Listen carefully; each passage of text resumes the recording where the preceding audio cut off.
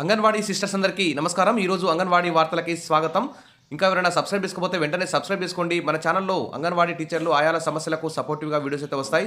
తప్పకుండా వీడియోస్ అయితే లైక్ చేసి ఉండండి. ఇక వివరాల్లోకి వెళ్తే ఈ ఈరోజు ఉదయం 11:14 తెలంగాణ బడ్జెట్ను అయితే ప్రవేశపెట్టబోతున్నారు. 9 గంటలకి సీఎం రేవంత్ రెడ్డి అధ్యక్షతన తెలంగాణ క్యాబినెట్ భేటీ కూడా ఈరోజు ఉదయం కొనసాగుతుంది. దీనికి సంబంధించి అంగన్వాడీ టీచర్లు కానీ, ఆయాలు కానీ, అంగన్వాడీ యూనియన్లు కూడా కానీ ఇవన్నీ కూడా మరి ఈ బడ్జెట్లో మరి మా శాఖకు ఎన్ని కోట్లు కేటాయిస్తారు, ఎలాంటి నిర్ణయాలు తీసుకుంటారు, మరి మాకు సంబంధించి జీతాల పెంపుకు సంబంధించి, కనీస వేతనాల పెంపుకు సంబంధించి కానీ, ఖాళీ అంగన్వాడీ టీచర్ పోస్టులు, ఆయా పోస్టులు, సూపర్వైజర్ పోస్టుల భర్తీకి సంబంధించి కానీ, మరి నోటిఫికేషన్ సంబంధించి కానీ నిధులు ఏమైనా కేటాయిస్తారా, మరి ఇతర డిపార్ట్మెంట్లకు సంబంధించి జాబ్ క్యాలెండర్ల ప్రకారం మరి నోటిఫికేషన్ విడుదల చేసి ఖాళీ పోస్టులను నింపుతున్నారు. మరి అంగన్వాడీ ఆయా పోస్టులు, టీచర్ పోస్టులు, సూపర్వైజర్ పోస్టులు, సిడిపిఓ ఈ విధంగా ఇవన్నీ పోస్టులు కూడా జాబ్ క్యాలెండర్లో చేర్చి వారిని కూడా టైం ప్రకారం భర్తీ చేయాలని చెప్పేసి అయితే ఎదురు చూస్తున్నారు. నేడే మరి 3.15 లక్షల కోట్లతో భారీ బడ్జెట్ని అయితే తెలంగాణ అసెంబ్లీలో అయితే ప్రవేశపెట్టబోతున్నారు. ప్రస్తుత బడ్జెట్ వాస్తవ వ్యయం 2.20 లక్షల కోట్లు.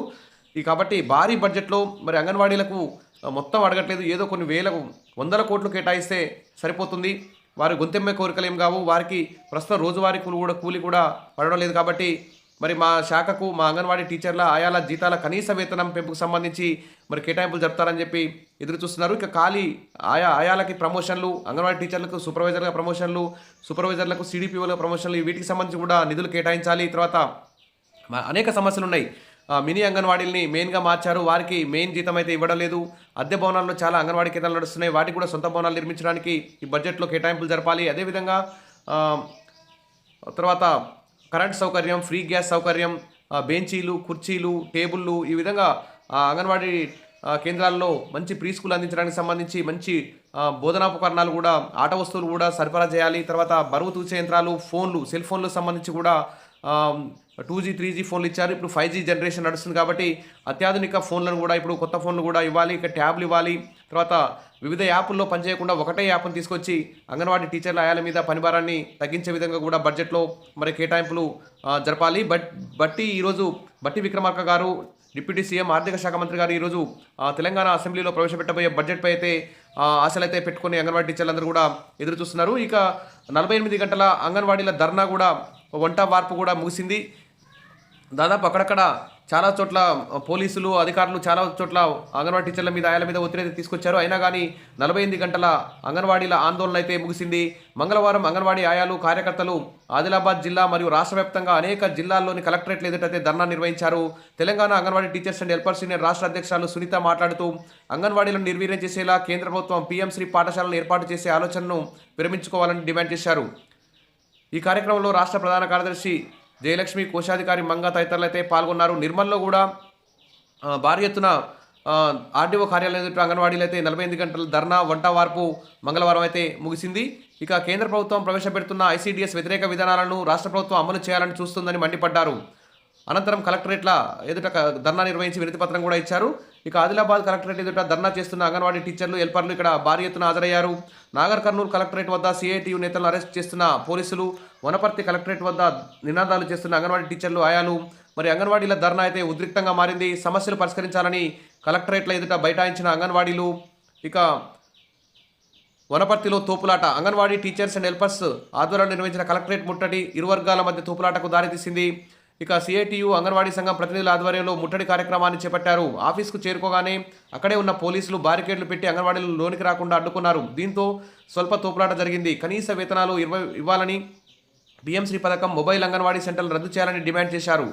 అదేవిధంగా న్యాయం కోసం మహిళా ఉద్యోగుల పోరుబాట, ఉద్రిక్తంగా మారిన కలెక్టరేట్ల ముట్టడి, దౌర్జన్యానికి దిగిన పోలీసులు, ఒక్కొక్కరిని చుట్టుముట్టిన 4-5 పోలీసులు, కాళ్ళు చేతులు కట్టి పశువుల్లా లాక్కెళ్లిన వైనం, పలువురు ఉద్యోగులకు గాయాలు, గంటన్నర పాటు కొనసాగిన తీవ్ర ఉద్రిక్తత అంటే ఇక్కడ మనం చూస్తున్నాం. ఇక 10 నెలల నుంచి బిల్లులు రావట్లేదు, అద్దె బిల్లులు రావట్లేదు, మెను బిల్లులు రావట్లేదు, జీతాలు టైంకు పడట్లేదు. మరి హామీలు ఏమయ్యాయి? ఎన్నికల ముందర రేవంత్ రెడ్డి మస్తు హామీలు ఇచ్చిండు, జీతాలు పెంచుతామని, రెగ్యులరైజ్ చేస్తామని మాట చెప్పిర్రు. మొన్న ఈ మధ్య హైదరాబాద్లో నిర్వహించినప్పుడు కూడా పెంచుతామని హామీ ఇచ్చారు, కానీ ఇప్పటి వరకు ఏమీ చేయలేదు. ఎన్నిసార్లు చెప్పినా ఏం లాభం లేదని విసుగు వచ్చి ఇట్లా రోడ్డెక్కాల్సి వచ్చిందని చెప్పేసి ఇక్కడ చెప్తున్నారు. హక్కులు అడిగితే దౌర్జన్యమా అంటూ ఇక్కడ అంగన్వాడీ టీచర్లు ఆయాలైతే వాపోతున్నారు. ఇక పోలీసుల బలప్రయోగం, శాంతియుతంగా ధర్నా చేస్తున్న అంగన్వాడీలకు సమాధానం ఇచ్చేందుకు పోలీసులు యత్నించారు. అయితే కలెక్టర్ వచ్చి తమ సమస్యలు ఆలకించే వరకు ఇక్కడే ఉంటామని చెప్పినప్పుడు మరి వారిపై పోలీసులు బలప్రయోగానికి దిగారు. కొంతమందిని అరెస్టు కూడా చేశారు. మహిళా ఉద్యోగులు అడ్డుకున్నారు. వారిపై పోలీసులు జులుం ప్రదర్శించారు. ఒక్కొక్క ఉద్యోగిని 4-5 పోలీసులు చుట్టుముట్టడంతో వారు ఉక్కిరిబిక్కిరయ్యారు. మహిళలను కూడా చూడకుండా కాళ్ళు చేతులు పట్టి పశువులను లాక్కెళ్లారు. ఈ క్రమంలో పలువురికి గాయాలయ్యాయి. తమ సమస్యలు తీర్చే వరకు కదిలేదని, ప్రాణాలు పోయినా లెక్క చేయమని ఉద్యోగులు కంటతడి పెట్టడం అక్కడున్న వారిని కలిసివేసింది. చివరకు కలెక్టర్ రాజీవ్ గాంధీ హనుమంతు అక్కడికి రావడంతో గంటన్నర పాటు కొనసాగిన ఉద్రిక్తత చల్లారింది. అంగన్వాడీలు తమ గోడును ఆయనకు దృష్టికి తీసుకెళ్లారు. తమ సమస్యలు పరిష్కరించాలని వివరించారు. ఇక మహిళా ఉద్యోగులను ఈడ్చి పారేసిన పోలీసులు అంగన్వాడీలపై కాకీల జులుమంటే ఇక్కడ మనం చూస్తున్నాం. మేం మనుషులం కాదా? తమ సమస్యలను పరిష్కరించడానికి మేము శాంతియుతంగా ధర్నా చేస్తే మమ్మల్ని ఇలా అరెస్టులు చేసి తర్వాత మేము మనుషులం కాదా? మా కుటుంబాలు లేవా? చాలని వేతనాలు ఇస్తే ఎట్లా బతకాలని వాపోయారు. 18,000 జీతంతో పిల్లల్ని ఎలా పోషించాలని 13,000 వేతనంతో పిల్లల్ని ఎలా పోషించాలని, కనీస వేతనం 26,000 ఇవ్వాలని డిమాండ్ చేశారు. ఇచ్చేది అరకొర వేతనం, అది కూడా నెలల తరబడి ఇవ్వకపోతే ఎలా బతకాలని ఆవేదన వ్యక్తం చేశారు. ఇక అంగన్వాడీల సమస్యలు పరిష్కరించాలి. హైదరాబాద్ జిల్లా కలెక్టర్కు Telangana anganwadi teachers and helpers union CITU memorandum కూడా ఇవ్వడం జరిగింది.